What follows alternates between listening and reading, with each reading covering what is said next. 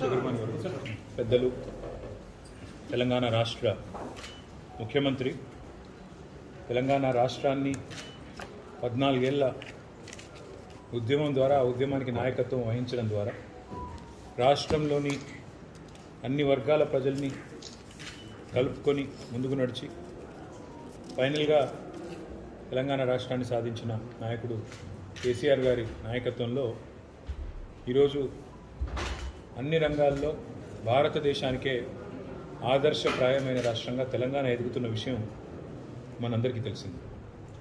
రాజకీయంగా విమర్శలు కూడా చేయవచ్చు, రాజకీయంగా మాట్లాడవచ్చు, కానీ వాస్తవం ఏమంటే ఈరోజు కేంద్ర ప్రభుత్వమే ఏ నివేదిక విడుదల చేసినా, ఏ అంశం పైన విడుదల చేసినా కాదనలేని సత్యం, కాదనలేని వాస్తవం ఏమంటే తెలంగాణ రాష్ట్రం ఒక అగ్రశ్రేణి రాష్ట్రం, భారతదేశంలోనే మిగతా రాష్ట్రాలకి ఆదర్శప్రాయమైన రాష్ట్రమని అన్ని నివేదికలు చెప్తా ఉంది.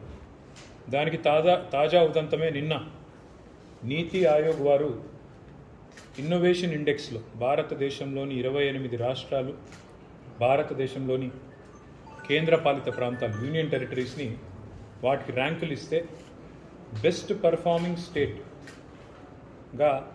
తెలంగాణ నంబర్ 1 ర్యాంక్ సంపాదించుకోవడం అనేది మనందరికీ గర్వకారణం. ఓవరాల్గా నంబర్ 2 ర్యాంకు, బెస్ట్ పర్ఫార్మర్గా నంబర్ 1 ర్యాంక్ తెలంగాణకు రావడం అనేది మనందరికీ గర్వకారణం. ఈరోజు తెలంగాణ ఈ రంగం ఆ రంగం అని కాదు, అన్ని రంగాల్లో సమతుల్యమైన సమ్మిళితమైన అభివృద్ధి సాధిస్తూ నవీనమైన ఆవిష్కరణలు, నూతనమైన విధానాలతో ముందుకు పోతున్న విషయం కూడా మీకు తెలుసు. పల్లె ప్రగతిలో, సంసద్ ఆదర్శ్ గ్రామీణ యోజనలో ఉత్తమమైన 10 గ్రామాలు ఎక్కడున్నాయంటే 10కి 10 తెలంగాణలో ఉన్నాయని చెప్పి కేంద్ర గ్రామీణాభివృద్ధి సంస్థ చెప్తా ఉంది.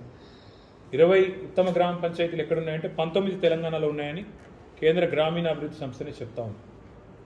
అదేవిధంగా పట్టణాల్లో అవార్డులు ఇస్తే 12 అవార్డులు మనం ఈరోజు స్వచ్ఛ సర్వేక్షణలో మన రాష్ట్రంలోని మున్సిపాలిటీలకే వచ్చినాయి. మరొక వైపు పర్యావరణం పెరుగుతున్నది, 7.7% మన రాష్ట్రంలో గ్రీన్ కవర్ పెరిగిందని కేంద్ర ప్రభుత్వమే చెప్తున్నది. ఇంకోవైపు అదే కేంద్ర ప్రభుత్వం పారిశ్రామికీకరణలో కూడా తెలంగాణ దూసుకుపోతున్నదని వాళ్ళే కితాబులు ఇస్తా ఉన్నారు. ఒకవైపు ఐటీ ఎగుమతులు దాదాపు 248% పెరిగినాయి, 57,000 కోట్ల నుంచి 1,83,000 కోట్లకి ఐటీ ఎగుమతులు పెరిగినాయని అదే కేంద్ర ప్రభుత్వం చెప్తున్నది.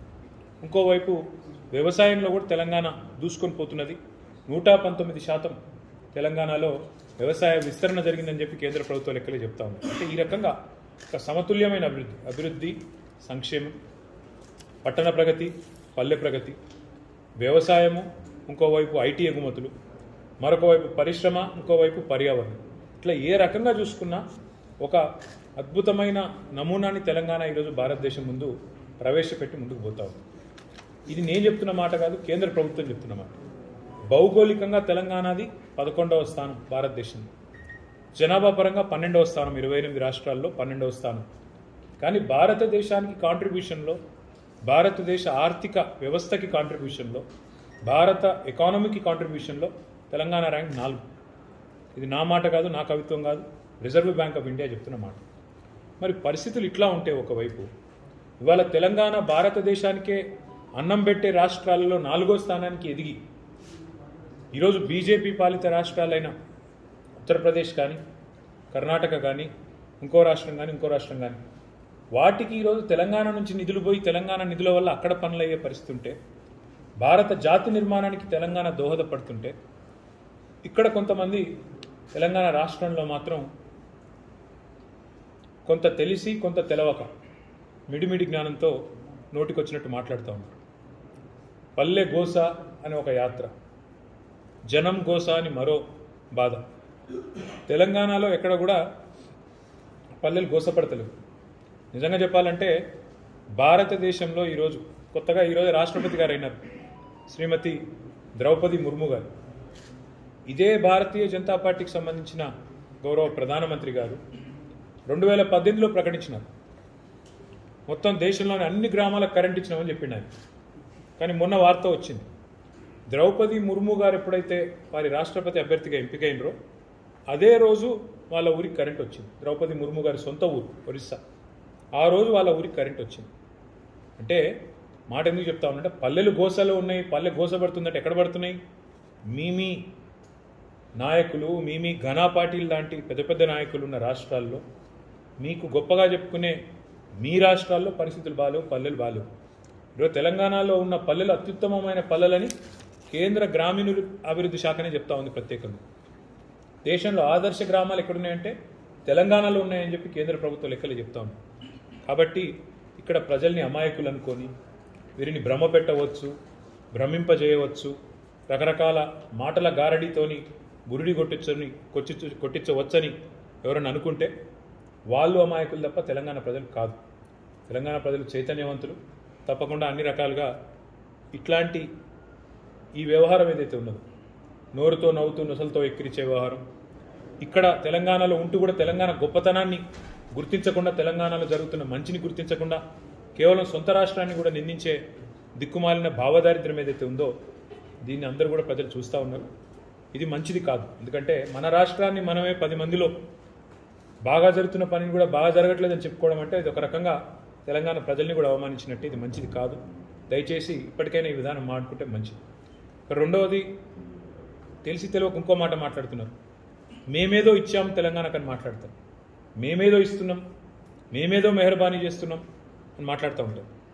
వాస్తవం ఏమంటే మేము ఇదివరకు 10 సార్లు చెప్పాను, మళ్ళీ ఒకసారి చెప్తాం. ఈ 8 ఏళ్లలో తెలంగాణ దేశానికి ఇచ్చింది ఎక్కువ, దేశం తెలంగాణకి ఇచ్చింది తక్కువ. ఇది వాస్తవం.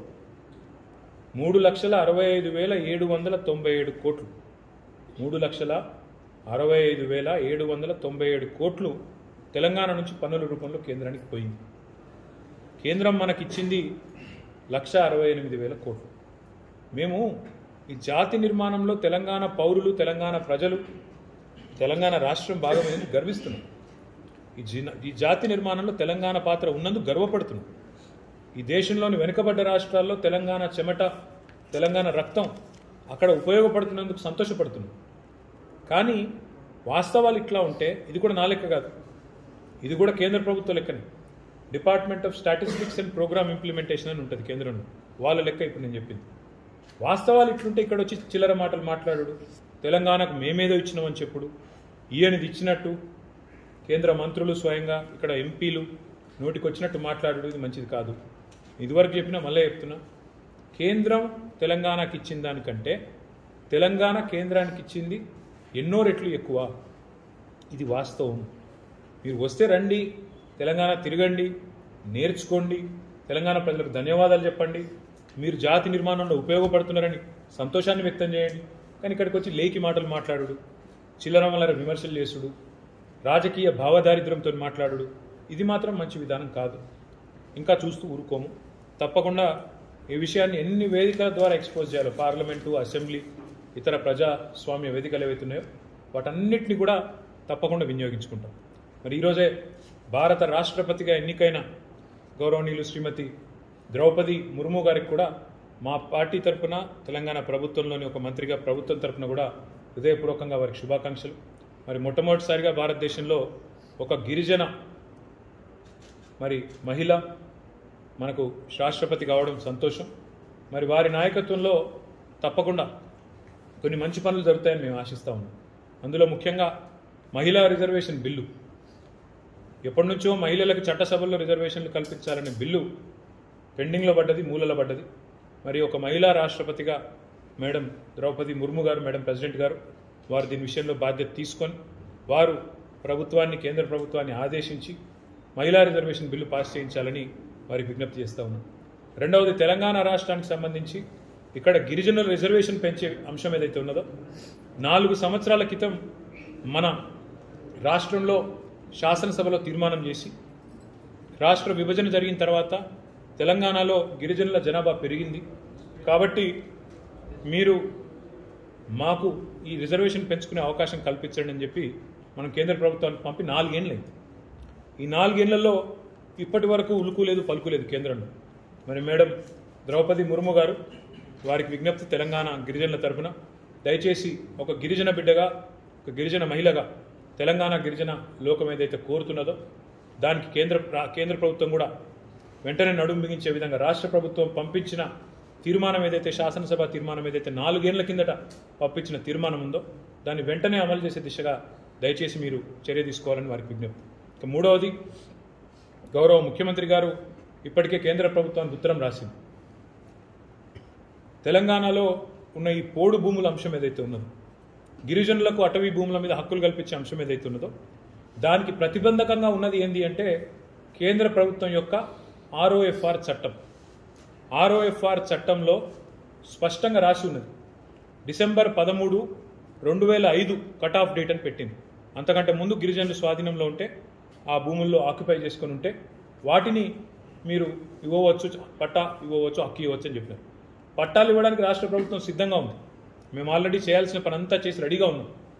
కానీ ఈ ROFR చట్టం ఏదైతే అడ్డమున్నదో దాన్ని ఖచ్చితంగా మరి వెంటనే ఒక గిరిజన మహిళగా మొట్టమొదటి రాష్ట్రపతిగా అయిన ద్రౌపది ముర్ము గారు మరి ఈ రాష్ట్రంలోని తెలంగాణ రాష్ట్రంలోని గిరిజనుల గోడు ఆలకించి రాష్ట్ర ప్రభుత్వం సంసిద్ధంగా ఉంది కాబట్టి, స్వయంగా ముఖ్యమంత్రి గారు స్వయంగా ఎన్నోసార్లు చెప్పున్నారు కాబట్టి ఈ విషయంలో కేంద్ర ప్రభుత్వం ఆ కట్ ఆఫ్ డేట్ మార్చే విధంగా రాష్ట్రంలోని లక్షలాది మంది గిరిజనులకు న్యాయం చేసే దిశగా వారు నడుం బిగించాలని, వారు ప్రయత్నం చేయాలని చెప్పి కూడా మనస్ఫూర్తిగా వారికి విజ్ఞప్తి చేస్తూ, వారికి అన్ని రకాలుగా ఎన్నిక ఉన్నప్పుడు సహజంగా కొట్లాడతాం, కానీ ఎన్నిక తర్వాత వారు భారత రాష్ట్రపతి, ఒక పార్టీ రాష్ట్రపతి ఇంకోటో కాదు, వారు భారత రాష్ట్రపతి. వారిని తప్పకుండా భారత ప్రథమ పౌరురాలిగా అందరం గర్విస్తాం. వారు తప్పకుండా ఇప్పుడు నేను చెప్పినట్టు విమెన్స్ రిజర్వేషన్ బిల్లు కానీ, మా తెలంగాణలోని గిరిజనుల రిజర్వేషన్ బిల్లు కానీ, అదేవిధంగా ROFR చట్టంలోని కట్ ఆఫ్ డేట్ విషయంలో కానీ వారు వెంటనే కేంద్ర ప్రభుత్వాన్ని ఆదేశించి, తెలంగాణ ప్రజల మీద కోపం ఉంటే తెలంగాణ రాష్ట్ర సమితి మీద కోపం ఉంటే, TRS మీద కోపం ఉంటే రాజకీయంగా చూసుకోవాలి, కానీ దాన్ని తెలంగాణ ప్రజల మీద రుద్దడం కేంద్ర ప్రభుత్వానికి కూడా మంచిది కాదు. వారు మా గిరిజనుల రిజర్వేషన్లు పెంచకుండా, ఈ పోడు భూములు పంచనీయకుండా ఏదైతే ఇట్లా అడ్డంబడి కార్యక్రమాలు చేస్తున్నారో ఇది మంచిది కాదు.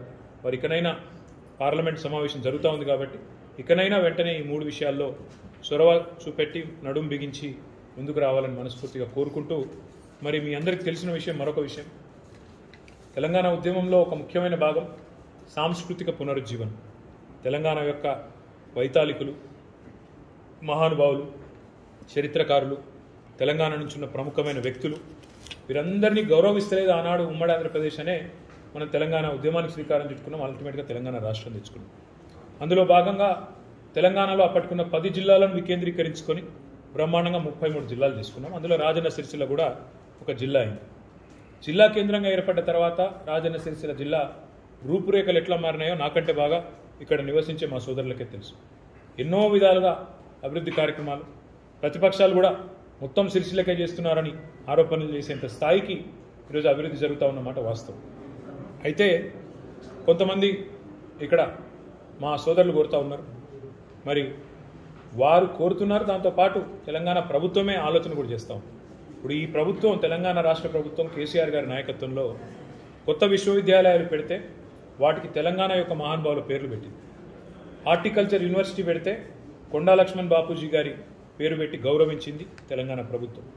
వ్యవసాయ విశ్వవిద్యాలయానికి ప్రొఫెసర్ జయశంకర్ గారి పేరు పెట్టి గౌరవించింది తెలంగాణ ప్రభుత్వం. వెటర్నరీ విశ్వవిద్యాలయానికి పివి నరసింహారావు గారి పేరు పెట్టి గౌరవించింది తెలంగాణ ప్రభుత్వం. కొత్త జిల్లాలు ఏర్పాటు చేస్తే ఆసిఫాబాద్ జిల్లాకి కొమరం భీం పేరు పెట్టింది తెలంగాణ ప్రభుత్వం. అదేవిధంగా జయశంకర్ భూపాలపల్లి జిల్లా అని పేరు పెట్టింది తెలంగాణ ప్రభుత్వం. అటు దేవుళ్ళని గౌరవించుకున్నాం, ఇటు మన వైతాళికులని, పెద్దవారిని కూడా గౌరవించుకున్నాం. అదే కోవలో, అదే ఒరవడిలో తెలంగాణలోని మహానుభావులందరినీ కూడా గుర్తించుకునే విధంగా, గౌరవించుకునే విధంగా 125 ఫీట్ల అంబేద్కర్ విగ్రహాన్ని పెడుతున్నది తెలంగాణ ప్రభుత్వం. మమ్మల్ని ఎవరు అడగలేదు, ఎవరు డిమాండ్ చేయలేదు, పెట్టాలని చెప్పి నిలదీయలేదు. ఇవన్నీ కూడా తనకు తానుగా ఎంతోమంది అధికారికంగా జయంతులు, వర్ధంతులు, గతంలో ఈశ్వరీబాయి గారిది కానీ, భాగ్యారెడ్డి వర్మ గారిది కానీ, కాకా వెంకటస్వామి గారిది కానీ, వీరెవరిది కూడా, అల్లూరి సీతారామరాజుది కానీ ఎవరిది కూడా అధికారికంగా చేయలే కార్యక్రమాలు. కానీ ఇప్పుడు ఇవన్నీ చేస్తున్నది తెలంగాణ ప్రభుత్వం. కాబట్టి నేను మా కలెక్టర్ గారికి కూడా విజ్ఞప్తి చేస్తా ఉన్నా, కలెక్టర్ గారి నేతృత్వంలో, ఎందుకంటే ఇందులో రాజకీయాలు అవసరం లేదు, తెలంగాణలో ఎంతోమంది మహానుభావులు ఉన్నారు, వారందరినీ గౌరవించుకునే సంస్కారం, వారందరినీ గౌరవించుకోవాల్సిన బాధ్యత తెలంగాణ రాష్ట్ర ఉద్యమానికి నాయకత్వం వహించిన పార్టీగా మా మీద ఉన్నది. అందుకే సిరిసిల్ల జిల్లా కేంద్రంలో తప్పకుండా మహానుభావులు, వైతాళికులు, మహానుభావులు ఎవరెవరైతే ఉన్నారో వారందరి విగ్రహాలు కూడా పెడతాం. కొండా లక్ష్మణ్ బాపూజీ గారు అయితేనేమి, ప్రొఫెసర్ జయశంకర్ గారు అయితేనేమి, సాకలి ఐలమ్మ అయితేనేమి, సర్వాయి పాపన్న అయితేనేమి, డాక్టర్ సి నారాయణ రెడ్డి అయితేనేమి, ఇట్లా ఎంతోమంది మహానుభావులు ఉన్నారు. వారందరి కూడా నేనేమంటా ఉన్నా అంటే ఇందులో రాజకీయాలకు తావులేదు, రాజకీయాలకు చోటు లేదు. ఖచ్చితంగా నేను కలెక్టర్ గారి నేతృత్వంలో కమిటీని ఏర్పాటు చేస్తాం. కలెక్టర్ గారే కమిటీ మీటింగ్ పెడతారు. వెంటనే పెట్టి అఖిల పక్షాలతో, ఇందులో ఈ పక్షం ఆ పక్షం అని కాదు, అన్ని రాజకీయ పార్టీలను పిలుస్తాం. ప్రజా సంఘాలు ఉంటే ప్రజా సంఘాలను కూడా పిలుస్తాం. కలెక్టర్ గారు చైర్మన్గా వెంటనే ఆ కమిటీ ఏర్పాటు చేసి నిర్ణయం తీసుకొని ఎక్కడ పెడితే బాగుంటుంది తప్పకుండా చేసుకుందాం. ఉదాహరణకి సిరిసిల్లలో మీకు తెలుసు, రోడ్ల మీద విగ్రహాలు పెట్టడానికి సుప్రీంకోర్టు నిబంధనలు అడ్డంగా ఉంది. నాది కాదు, సుప్రీంకోర్టు నిర్ణయం. అది నా సొంత కవిత్వం కాదు, నా చేతిలో పని కాదు. బట్ జంక్షన్, ఉదాహరణకి ఇక్కడ అంబేద్కర్ జంక్షన్ కానీ గాంధీ జంక్షన్ కానీ సుందరీకరించుకున్నాం. ఆల్రెడీ ఉన్న విగ్రహాలను సుందరీకరించుకున్నాం. వాటి చుట్టుపక్కల కూడా మంచి ప్రశాంతమైన వాతావరణం ఏర్పాటు చేసి మంచిగా చేసుకొని బాగా చేసుకున్నాం. నేతన్న విగ్రహం చుట్టూ కూడా బాగా చేయాలని నన్ను ఎవరు అడగలేదు, నన్ను ఎవరు నాకు డిమాండ్ చేయలేదు, దరఖాస్తు కూడా పెట్టలేదు. కనీసం నా అంతటా నేనే నేతన్న జంక్షన్ కూడా బాగా చేద్దామని కలెక్టర్ గారితో మాట్లాడి చేసుకుందాం. మనం మిగతా జంక్షన్లు అంబేద్కర్ గాంధీ ఎట్లయితే చేసుకున్నామో నేతన్న జంక్షన్ కూడా అట్లా మంచిగా చేద్దాం, అందంగా చేద్దాం. సిరిసిల్ల కూడలి అది, సిరిసిల్ల అంటేనే టెక్స్టైల్ టౌన్, బాగా చేద్దామని చెప్పి కలెక్టర్ గారికి నేనే ఒక నెల రోజుల కిందట నేను చెప్పిన. కాకపోతే పక్కకు అమరవీరుల స్తూపం ఉంది అదే జంక్షన్లో. మరి అమరవీరుల స్తూపం అక్కడ ఉంది కదా అని అన్నప్పుడు, మరి వచ్చిపోయేటలో కూడా ఇబ్బంది కావద్దు కదా అని అన్నప్పుడు, అమరవీరుల స్తూపం అవసరమైతే ఇక్కడ కలెక్టరేట్ ముంగట రగుడు జంక్షన్లో పెట్టుకుందాం. పెట్టుకొని అమరవీరుల స్తూపం అక్కడి నుంచి తరలించి నేతన్న జంక్షన్ కూడా బాగా చేద్దాం నేను కలెక్టర్ గారు అనుకున్నాను. నా రిక్వెస్ట్ ఏంటంటే కలెక్టర్ గారితో నాకు ఈ విషయంలో ప్రత్యేకంగా ఏ ఎజెండా లేదు, ఏ రకమైన అభ్యంతరం కూడా లేదు. ఎంతమంది మహానుభావుల విగ్రహాలు పెడితే అంత మంచిది. ఎందుకంటే భవిష్యత్ తరాలకు మన తెలంగాణ వారి గొప్పతనం, తెలంగాణ నాయకత్వం యొక్క గొప్పతనం తెలవడం దాని ఉద్దేశం. కొత్త చెరువు కట్టుకున్నాం, కొత్త చెరువు సుందరీకరించుకున్నాం. ట్యాంక్ బండ్ మీద పెట్టినట్టు కొత్త చెరువు బండ్ మీద విగ్రహాలు పెడదామంటే అట్లయినా నాకు అభ్యంతరం లేదు. లేదా ఇంకా కొత్త జంక్షన్లు వస్తున్నాయి, అక్కడ పెట్టుకుందామంటే నాకు అభ్యంతరం లేదు. కొన్ని జంక్షన్లో వద్దు, పక్కకి ఎక్కడైనా ఒక 1 acre 2 acres తీసుకొని ఒక పార్కు కడదాం. ఆ పార్కు నిండా మంచిగా బ్రహ్మాండంగా మహానుభావుల విగ్రహాలు పెట్టి ఒక్కొక్కరిని గౌరవంగా గర్వంగా మంచిగా సన్మానించుకుందామంటే నాకు అభ్యంతరం లేదు. ఎందుకంటే ఎంతోమంది మహానుభావులు ఉన్నారు ఈ ప్రాంతం నుంచి. వారందరూ నేను ఒకప్పుడు ఎమ్మెల్యేగా ఉన్నప్పుడు ఒక మాట కూడా ఇచ్చున్నాను, అగ్గిపెట్టెలో పట్టే చీరను నేసిన నల్లా పరందాముల విగ్రహం కూడా పెడతామని చెప్పిన. నాకు బాగా గుర్తుంది, అది కూడా పెడతాం. ఒక వీరువారని కాదు, గొప్పగా మహానుభావులను సంస్కరించుకోవాల్సిన, సన్మానించుకోవాల్సిన, వారిని స్మరించుకోవాల్సిన బాధ్యత, మన సంస్కారాన్ని వ్యక్తం చేసుకోవాల్సిన బాధ్యత ఈ తరం మీద ఉంది. కాబట్టి తప్పకుండా మహానుభావుల విగ్రహాలు పెడతాము, వారందరికీ కూడా స్థానం కల్పిస్తాం. మరి ఆ లిస్టు కూడా నేనేమి, నా పాత్ర అందులో ఏముండదు. కలెక్టర్ గారి నాయకత్వంలో అన్ని రాజకీయ పార్టీలు, మన జిల్లా పరిషత్ చైర్మన్ గారు ఉంటారు, మున్సిపల్ చైర్మన్ ఉంటారు, అన్ని జిల్లా పార్టీల అధ్యక్షులు ఉన్నారు. అందరు మీటింగ్ పెట్టండి, కలెక్టర్ గారి నాయకత్వంలో డిసైడ్ చేయండి. డిసైడ్ చేసిన తర్వాత అన్నీ కూడా ప్రభుత్వ ఖర్చుతోనే విగ్రహాలు పెడతాం. అది కూడా చెప్తున్నాం, ప్రభుత్వ ఖర్చుతో, మున్సిపల్ ప్రమాణం ఖర్చుతోనే పెడతాం. ఇంకొక మాట కూడా నేను హామీ ఇస్తా ఉన్నాను. ఈ మధ్యన కొన్ని వివిధ రకాల కులాలకి వారు ఇక్కడ మేము ఆత్మగౌరవ భవనాలు కట్టుకుంటామంటే కొన్ని స్థలాలు కేటాయించడం జరిగింది. మా పద్మశాలి సోదరులకి స్థలం కేటాయించుకున్నాం, రెడ్డి సోదరులకి స్థలం కేటాయించుకున్నాం. మిగతా కమ్యూనిటీల వాళ్ళు కూడా అడుగుతూ ఉన్నారు. కలెక్టర్ గారికి ఆల్రెడీ చెప్పినాం. మున్నూరు కాపు సోదరులు అడిగినారు, ముదిరాజ్ సోదరులు అడిగినారు, గౌడ సోదరులు అడిగినారు, ఇంకా ఇతర కొన్ని కుర్మ సోదరులు, యాదవ్ సోదరులు అడిగినారు, విశ్వబ్రాహ్మణ సోదరులు అడిగినారు. వారందరికీ కూడా స్థలాలు ఇచ్చే బాధ్యత మాది. స్థలాలు ఇవ్వడమే కాదు, వారందరినీ గౌరవించుకుంటాం. ఒక బంజారా భవన్ కూడా నిర్మాణం చేస్తాం. మా గిరిజన సోదరుల కోసం సిరిసిల్ల జిల్లా కేంద్రంలో ఒక గిరిజన భవన్, బంజారా భవన్ కూడా నిర్మాణం చేస్తాం.